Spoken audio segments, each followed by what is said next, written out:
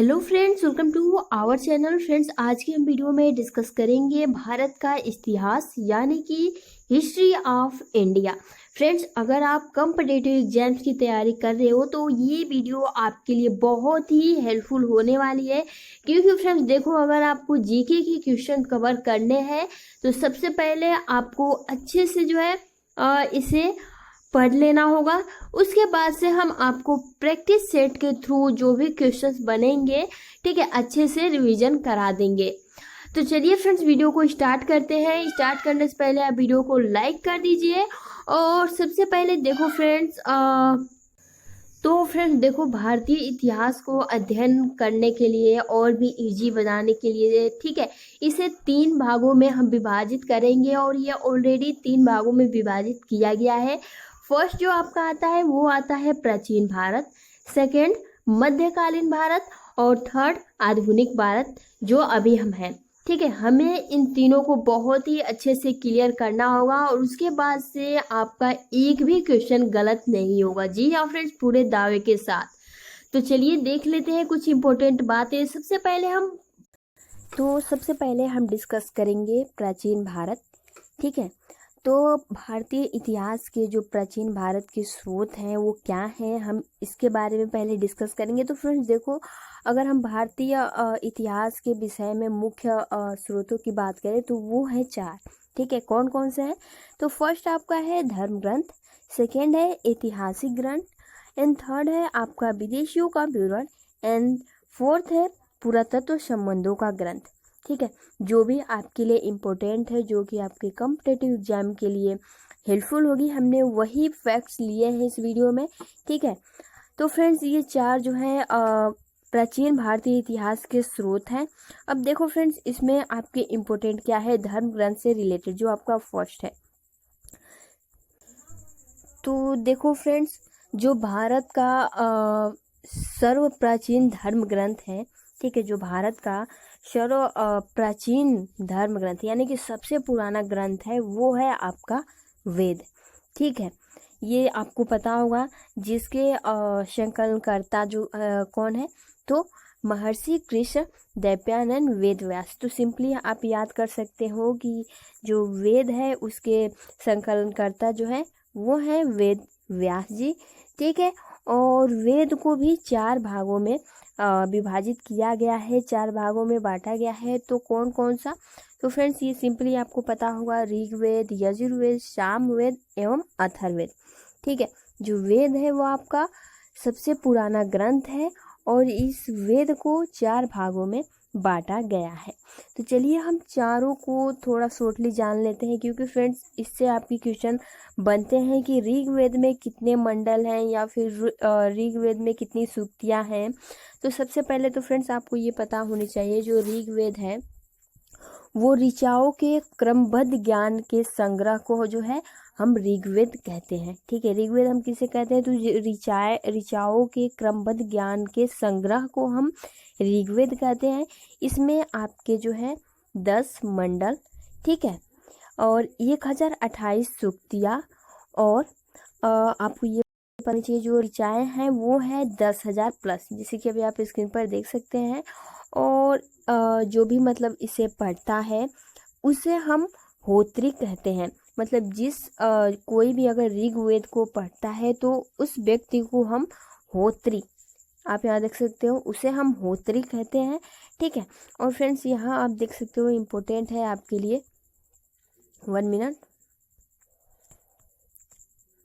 आप यहाँ देखो कि विश्वामित्र द्वारा रचित ऋग्वेद के 3रे मंडल में सूर्य देवता सावित्री को समर्पित प्रसिद्ध गायत्री मंत्र।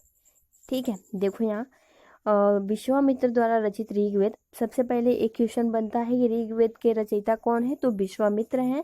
ठीक है, और उनके 3रे मंडल में आपको पता चल गया है कि 10 मंडल होता है, और उनके 3रे मंडल में सूर्य देवता सावित्री को समर्पित, ठीक है, सूर्य देवता सावित्री को समर्पित जो गायत्री मंत्र है ये आपके जो है 3रे मंडल में इसके बारे में पूरा व्याख्या किया गया है।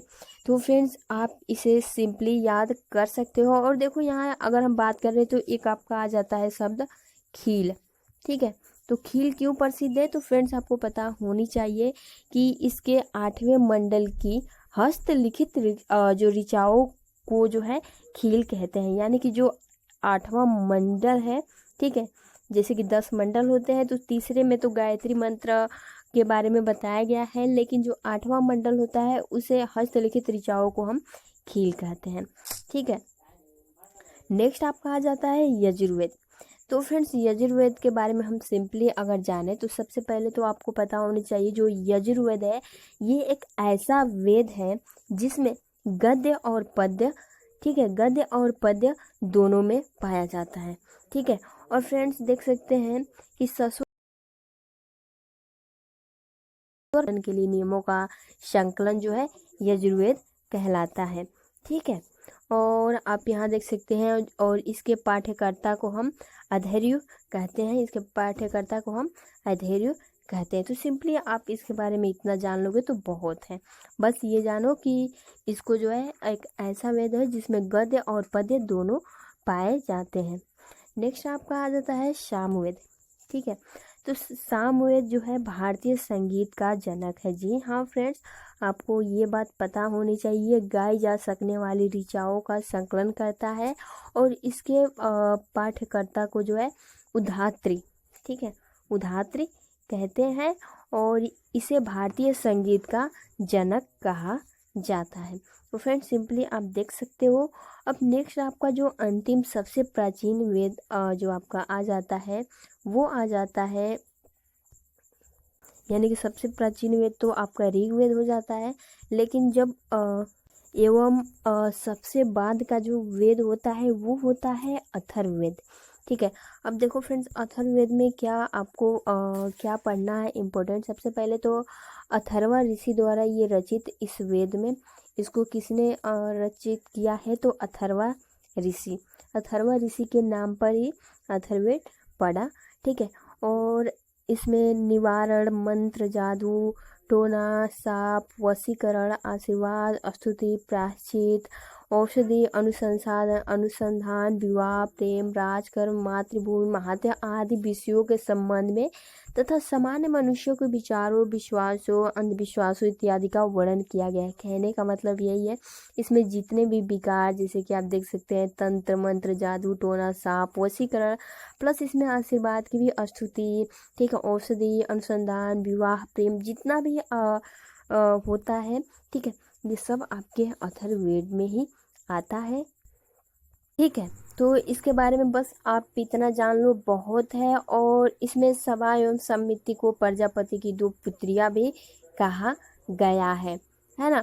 तो ये आपके लिए इम्पोर्टेंट नहीं है फ्रेंड्स। अब देखो क्या आपके लिए इम्पोर्टेंट है कि ये जो वेदों है, जो वेद है, वेदों को भली भांति समझने के लिए, ठीक है, 6 वेदांगों की रचना हुई है। ये इम्पोर्टेंट है। वेदों जो आपके 4 वेद हैं इसको बहुत ही अच्छे से समझने के लिए 6 वेदांगों की रचना की गई है। फर्स्ट आपकी आ जाता है शिक्षा, दूसरा ज्योतिष, तीसरा कल्प, चौथा व्याकरण और 5वां जो है निरुक्त और छठा जो आपका है छंद। तो आप देख सकते हैं जो वेद हैं उनको अच्छे से समझने के लिए 6 वेदांगों की जो है रचना की गई है, शिक्षा, ज्योतिष, कल्प, व्याकरण, निरुक्त, छंद, ठीक है। तो फ्रेंड्स ये सिंपली आपको पता होनी चाहिए। अब देखो पुराण से रिलेटेड भी आपके क्वेश्चन इसमें आएंगे क्योंकि आपको पता होना चाहिए कि इसी से रिलेटेड है, ठीक है। तो भारतीय ऐतिहासिक कथाओं का सबसे अच्छा जो क्रमबद्ध विवरण मिलता है वो मिलता है पुराण में, ठीक है। और इसके जो रचयिता हैं वो कौन है? तो लोहर्ष, लेकिन इनके पुत्र उग्रशर्वा को भी मतलब माने जाते हैं। तो आप इसे ऑप्शन के हिसाब से जो है इसे टिक कर सकते हैं, कोई दिक्कत नहीं है।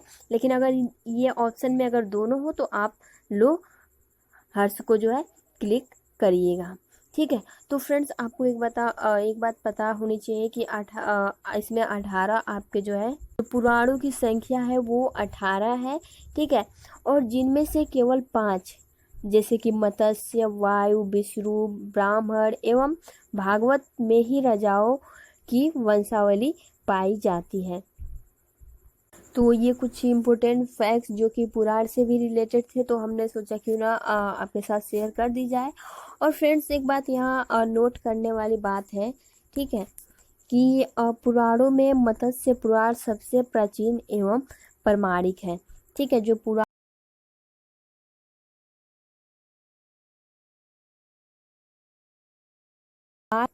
ठीक है, तो वेदों के बारे में इतना बहुत जानकारी है आपके कॉम्पिटिटिव एग्जाम्स के लिए। और फिर देखो एक क्वेश्चन यहाँ और बनता है कि सर्वप्रथम भारतवर्ष का जिक्र जो है हाथी गुफा अभिलेख में हुआ था। फ्रेंड्स, ये क्वेश्चन बहुत ही इंपॉर्टेंट है और बहुत बार ये क्वेश्चन पूछा जा चुका है कि भारतवर्ष का जिक्र सर्वप्रथम किस अभिलेख में हुआ था, तो हाथी गुफा अभिलेख में हुआ था।